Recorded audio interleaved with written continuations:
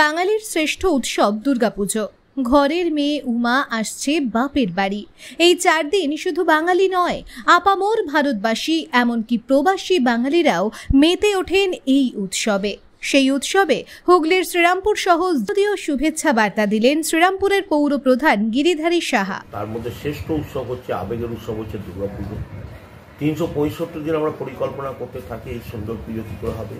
তার মধ্যে অনেক আমাদের অভাব, অভিযোগ, দুঃখ, কষ্ট, বেদনা অনেক কিছু নিয়ে আমরা পাস করি, 365 দিনকে অতিবাহিত করি। কিন্তু আজকের দিনে এই দিনটার জন্য যে কদিন আসবে, আর মাতৃপক্ষ পড়ে গেছে, কদিন পরেই মা দুর্গা আমাদের ঘরে আসবেন, মণ্ডপে পূজিত হবেন। অতএব আমরা মাকে নিয়ে আনন্দ উৎসব করবো। আমাদের শুধু আমরা নয়, আমাদের পরিবারের সকলে, পাড়া প্রতিবেশী, বন্ধু বান্ধব এবং সারা পশ্চিমবাংলা আনন্দের মাতোয়ারা হয়ে আমরা সবাই মিলে আনন্দ উৎসব করব। এই আনন্দ উৎসবের মধ্যে দিয়ে একটা অর্থনৈতিক ট্রানজাকশন হয়, রোল করে।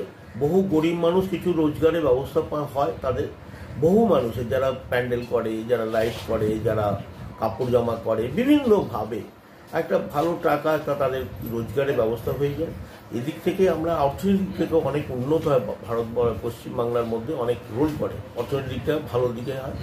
সাথে সাথে আমরা যখন আনন্দ করি সেখানে আমাদের মধ্যে কেউ আলাদা থাকে না, সবাই হিন্দু, মুসলমান, শিখ, খ্রিস্টান, জৈন সবাই মিলে আমরা যে যার প্রত্যেকে কাপড় পরবো, নতুন কাপড় পরবো এবং সবাই মিলেই করি। এটা একটা সৌভ্রাতৃত্বের পরিচয় থাকে। অর্থাৎ দুর্গাপুজো আমাদের সকলের শ্রেষ্ঠ পুজো এবং আমার মনে হয় এত বড় উৎসব আর কোথাও পৃথিবীর মধ্যে কোথাও হয় কিনা আমি জানি না। অর্থাৎ দুর্গাপুজো আমাদের গর্ব, আমাদের আবেগ এবং এই দুর্গাপুজোকে আজকে বিশ্বে সমাদৃত হয়েছে, বিশ্বে হেরিটেজ ঘোষণা করেছে ইউনেস্কো। অতএব আমরা আজকে বিভিন্ন বিদেশ থেকেও লোক এখানে দেখতে আসছে। তাই আমরা এই দুর্গাপুজো নিয়ে গর্বিত এবং আসন্ন দুর্গাপুজো আমরা সকলে মিলে আনন্দ করব, আনন্দ উৎসব পালন করবো কদিন ধরে। এবং আমরা শ্রীরামপুরবাসী সহ আপনাদের চ্যানেলকে এবং যারা দর্শক আছেন বা শ্রোতা আছেন প্রত্যেককে শারদীয়ার শুভেচ্ছা, অভিনন্দন জানাচ্ছি এবং মায়ের কাছে প্রার্থনা করছি আমরা সকলে যেন ভালো থাকি।